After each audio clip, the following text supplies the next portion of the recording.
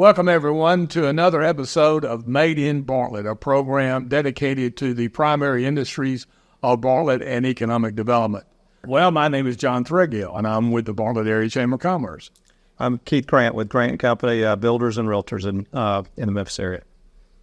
And Keith, I understand you have a huge project going on in the Bartlett area right now. Sure do. We've got Union Depot. Started working on it several years ago. Started coming out of the ground just in the last 12 months.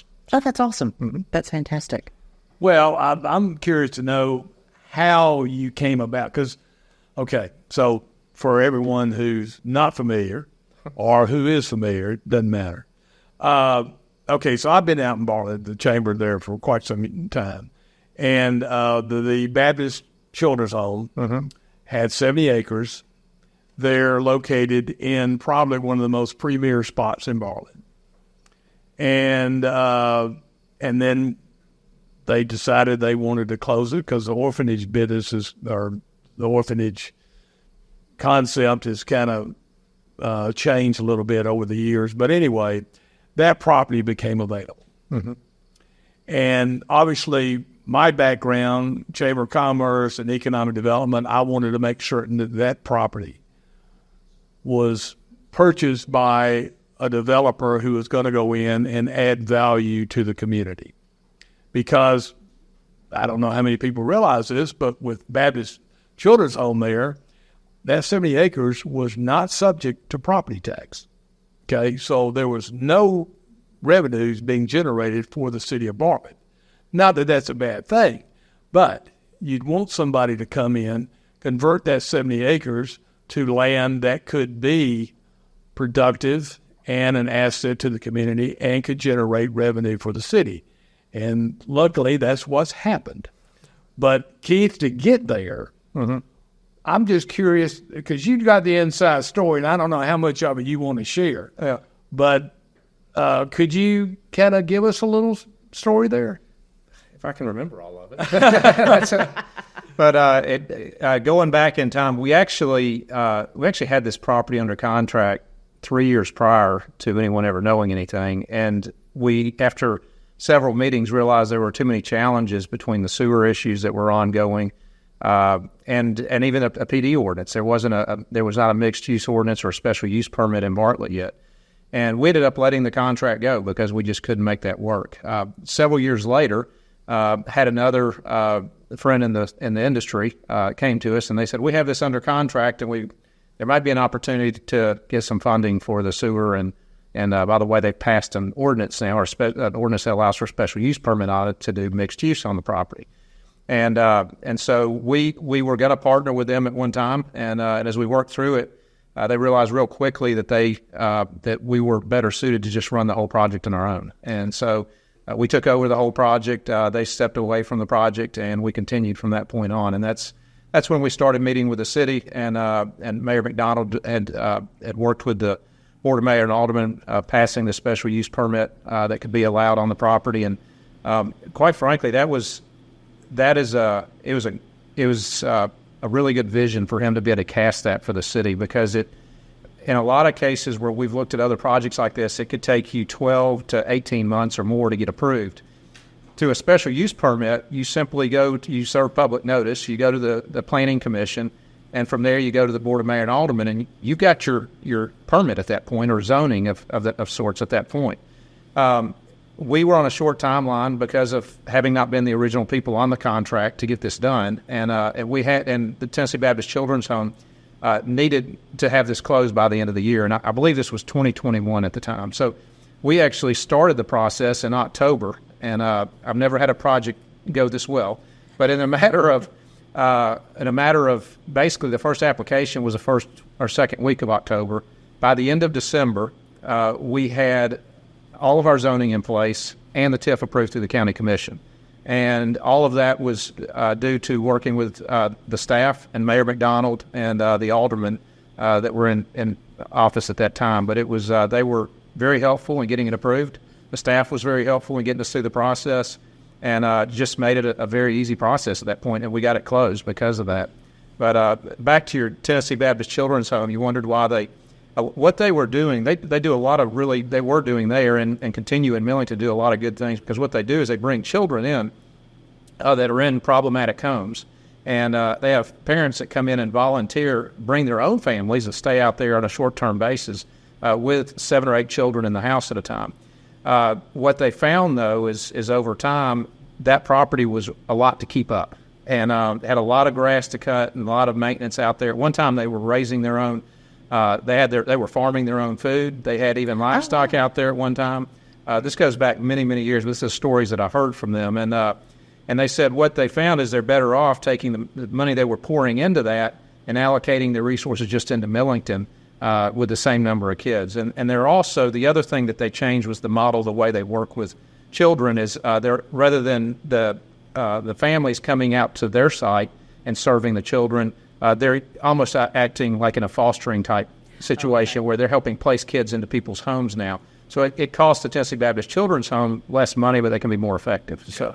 How long had that facility been there? Boy, I think it was about 50 years, but I can't tell you exactly how long. It was at least 50 years, I believe. Yeah. And they even had horse stables out there. Oh, yeah. Yeah, they were still there whenever we got the property. Yeah. Mm-hmm. But they didn't have the livestock on there anymore, in recent times. Now, is this Grant Homes' first mixed-use development? At first mixed use, yes. We've built all of the products that are going in there, with exception of the townhomes. This is new to us. But we have been in the multifamily business before, so the lofts, the flats, that's second nature to us.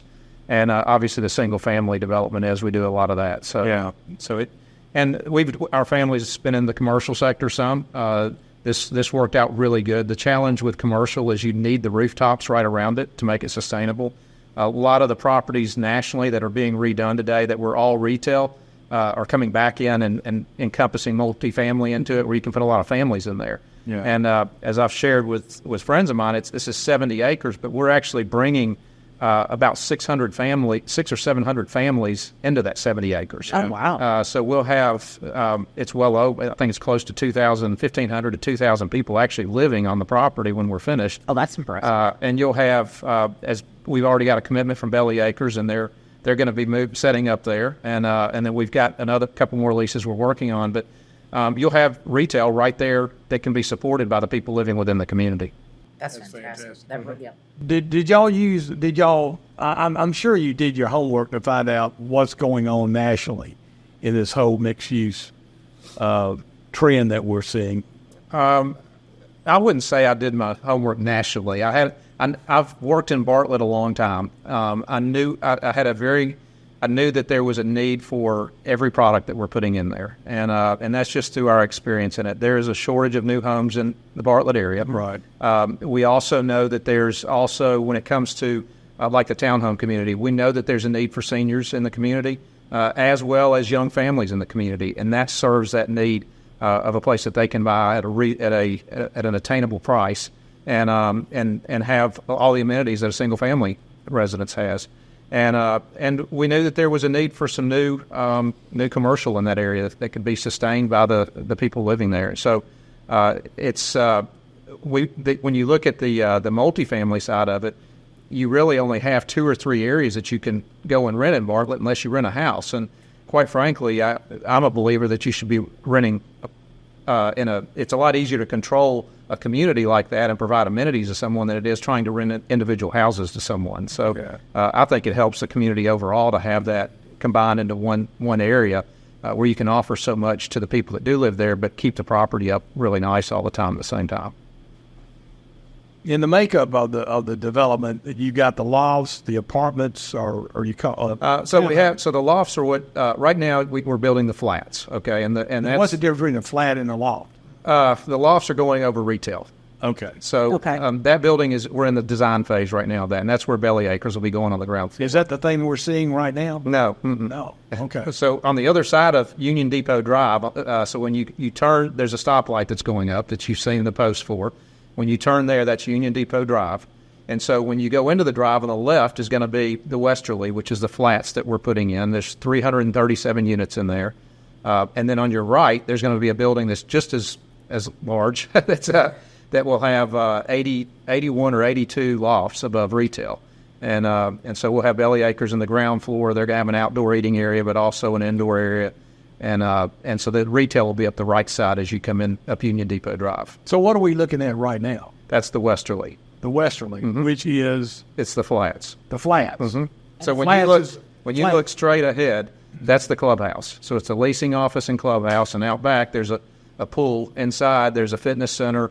There's a kind of like a cafe of sorts that's kind of in the downstairs where people can congregate. We even have small offices that they can use because of people working from home now and stuff. So they can use. We have small office spaces that they can utilize for conference calls, Zoom calls, and even a conference table in there if they need to have someone come in and meet with them. That's great.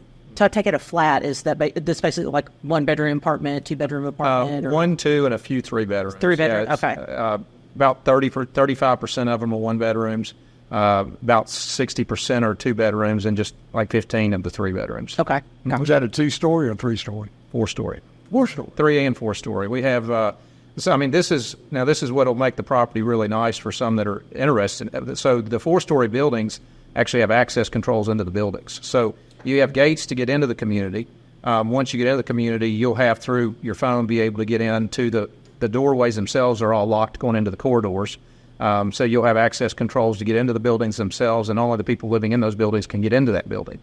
You'll have the same type of controls getting in and out of the clubhouse, so you have 24-hour access to the clubhouse facilities too. Oh, nice. But the road going into the development will not be. No, it's just when you turn off of the main traffic circle there. Okay. Once you get into the development, we gated just the section into that community, into the westerly area. Now, for about a year there, it seemed like there was a lot of dirt being moved around. And, I'd get comments from people like, well, is Grant Homes really going to do something over there? They just move around a lot of dirt. And I say, well, there's a lot of things going on that you just don't know about. And, of course, you alluded to the sewer situation. I don't know how much we want to delve into waste disposal.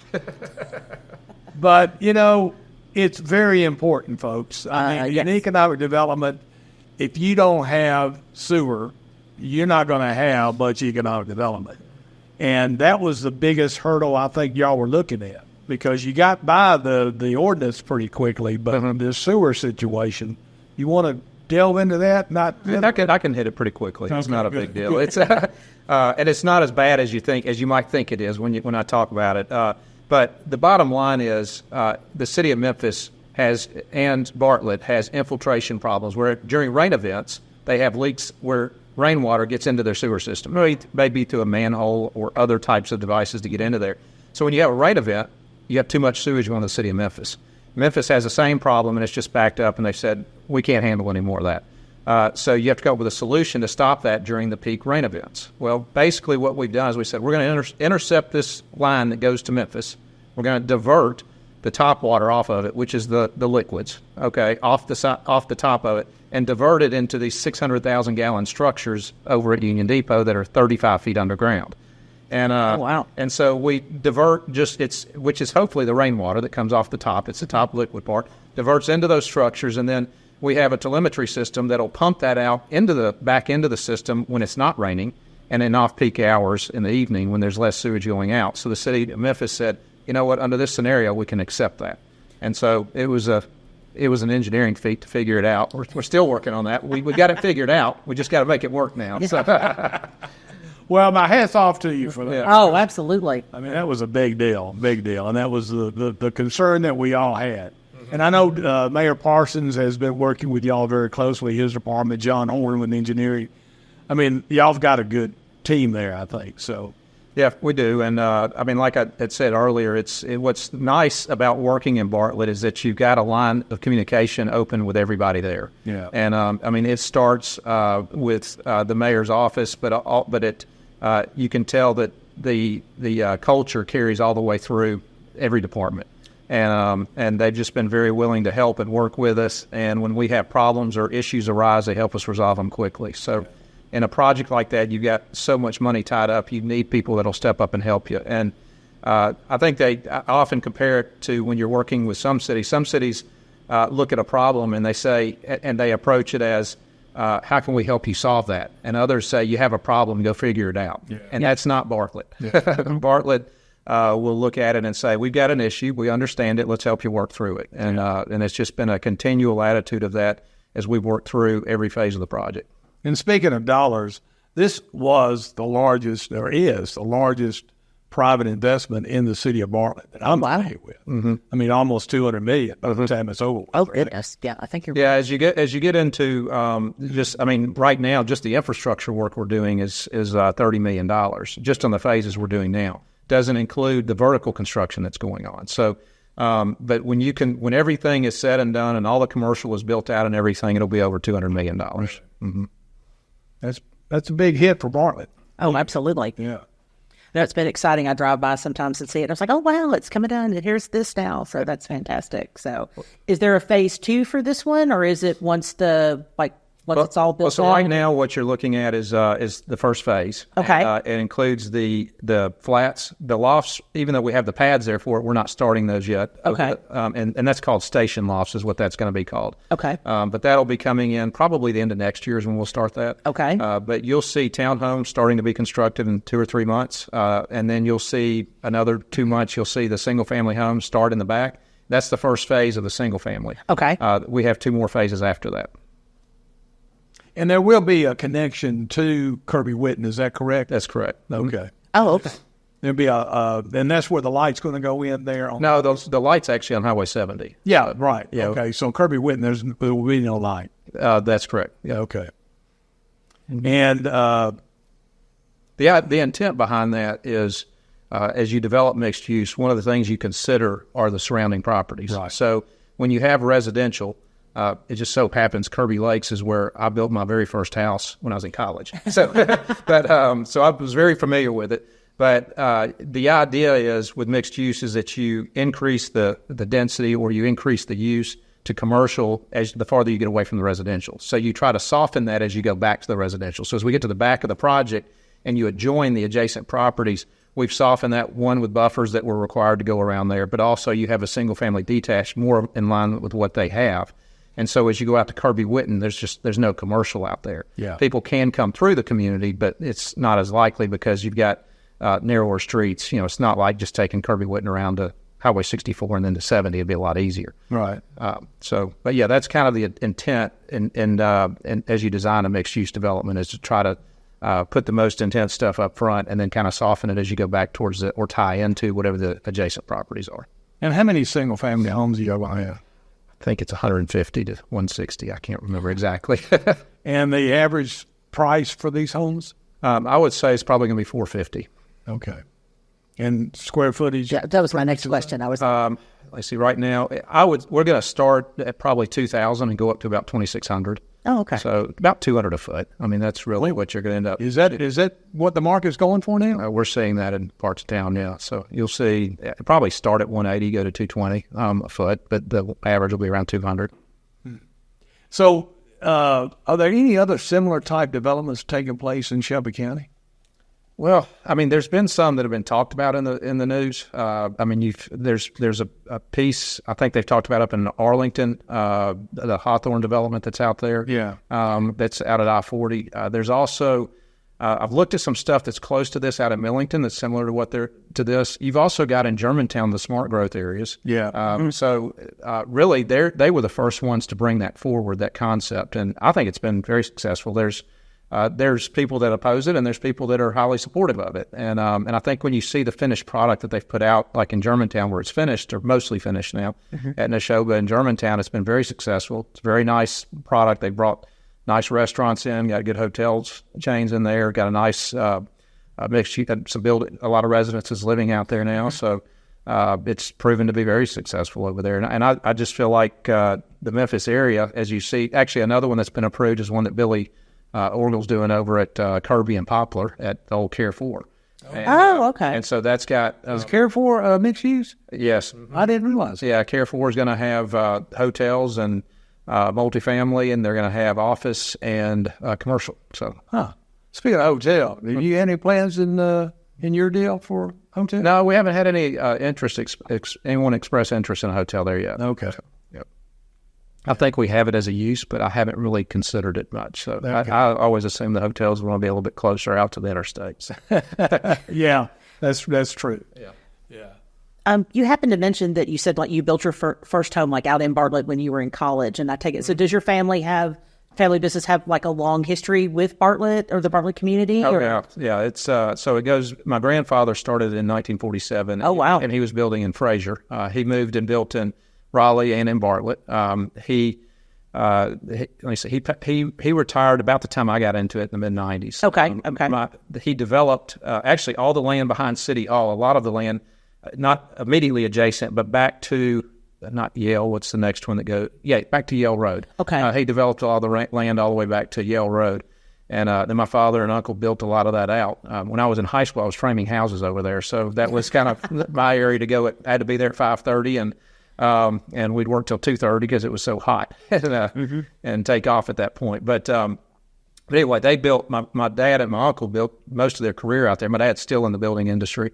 And so he's in all the communities we are now. But we started in Bartlett. My first community, my first one was that house. I built it one summer when I was home from college. And then when I got out of school, I started my business and started building in, what was the name of it was right off Highway 64, and I can't remember the name of the neighborhood now. But anyway, I built hundreds of homes in Bartlett over the years. and our family's been out there for at least 40 or 50 years. Probably the only year we took off building in Bartlett was about a year ago. And it was a year before we built Willow Ridge, but there was just you had a glut of lots left over from the Great Recession. It really hurt Bartlett as a whole because it kind of lowered house values because those lots went at a reasonably low price.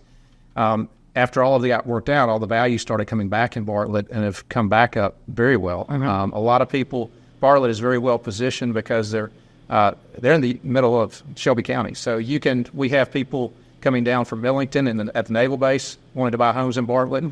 We will have people coming from Blue Oval to buy in Bartlett. I was just going to ask about Blue Oval. And you're very convenient to downtown. So it's a good, safe community. So that's why we've even though there's not as much building going on there as there used to be, we still see it as a very strong market and a very good opportunity. It's just a great community for people to raise families in. You got a great school system, great police department, great city government, and so there's just a lot of good reasons to be there. Well, you mentioned Blue Oval City, and of course, the recent announcement that they were going to postpone opening that facility. They're going to 27, I believe. But when I heard that, I thought, well, that's smart because they were putting all their eggs in the EV basket, and I don't know if that's necessarily the right way to go. So now they're going to step back and reevaluate, but the other side of that is that it allows the communities in West Tennessee to get a little bit more advanced in meeting the demands that the workforce that Blue Oval City is going to have. I mean, did you kind of see it the same way? I mean, because right now with Blue Oval City, they were planning on being in production, the end of this year or early next year? Yeah, 2025, I think. And where was the workforce going to come from and where were they going to live? And, and of course, your timing, you announced your project before Blue Oval City. So I would just assume that when you heard that, you're like, hey, this is great. I mean, well, I think it's great for Memphis as a whole, for our whole area. It's good for Bartlett and the areas in between there and Memphis. It's going to be bringing not just people that directly work there, but you've got a lot of jobs that are coming in for other companies that are locating here just because of Blue Oval. When they bumped it, you could – I mean, I don't look at this, even though everyone who owns land around it thinks their land is gold now. They don't have sewer, but I think it's gold. Is that sewer issue again? Yeah. But that's kind of, I think it's going to fizzle out some because I don't have interest in going up there and building. People that purchase a home from me, they want to have access to restaurants. They want to have access to, if they need to go to the grocery store, if they need to go to the gas station, they need services around them, and they need schools. And so anyway, I think that this is a longer term. This is really a 20 or 30 year play to completely play out. And so even when we heard it was 2026, I don't expect to see just an immediate bump in the market because of that. But what I do see is a gradual increase in the market and growth. Right. We even had a market study done recently, and it's odd, but the MSA is starting to grow here, which hasn't happened in several years. Well, I'd like to get all your stats because, I'm kind of a stat nerd. I don't look like that, though, do I? No, not okay. Never. So, I've been real concerned about the net migration of Memphis MSA because we have been stagnant. In fact, we've been negative. If it wasn't for natural birth rates, we would be losing population. Well, it hasn't been negative the last couple of years, I believe, is what this report showed. And it's just recently transitioned. Not that Blue Oval had anything to do with it, but it was almost coincidental. And you look at it, you say, well, that's good. You've got Blue Oval coming. You've got the battery plant coming in Marshall County. Right. All of these things help Shelby County out and help us out in North Mississippi. So I think it's good to have all of them. But them delaying it a year, we're ready for what they're bringing now anyway. Right. But it's not it doesn't really concern me a lot because they've committed to $6 billion. You just don't stop that. No. So they're going to be coming. I think more of what it does is it helps these other businesses that are supporting them have more of an opportunity to get in place before everything opens up. Yeah, and I'm thinking that some people who work for Ford are going to live in your facility. Right. Oh, You're absolutely. in Union Depot. Mm-hmm. That's what I see. Yeah. So that's great. So you can expect people moving in to live in Union Depot when? The first wave? January. January. Oh, wow. And that's in the lofts or the flats? That's in the flats. Yeah. In the flats. So we open the leasing office, and that will be open in December, and we'll be moving people in January. Oh, wow. And then the larger building that you see there now that's going in, most likely we'll be moving people in there starting in April. In the retail, you're already starting to fill up the retail?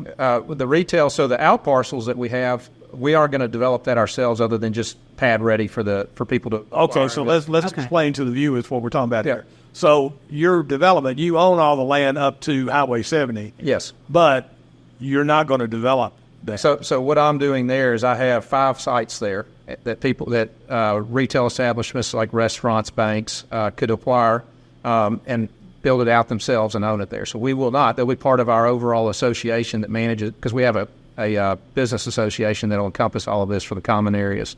And they'll be under our control where we have to approve architecture and stuff like that as they come in. The only ones that we have direct control over will be like Belly Acres, where they're coming into station lofts, and they'll be within our building. But the stuff outside of that, we will not be building ourselves. So the total square footage of commercial in Union Depot will be 85,000? No, it won't be that high. So we've got 9,000 in station lofts, and then we've got about 5 or 6 acres outside of that. And so I would assume the average building would be 5,000 feet, so probably about 25,000 feet over the 9 that we're putting in. Okay. And so I might have seen a figure that was included the Highway 70 frontage there, maybe. Maybe. Okay. Yeah. Well, Sam is over there, and he's, giving us the angry look again.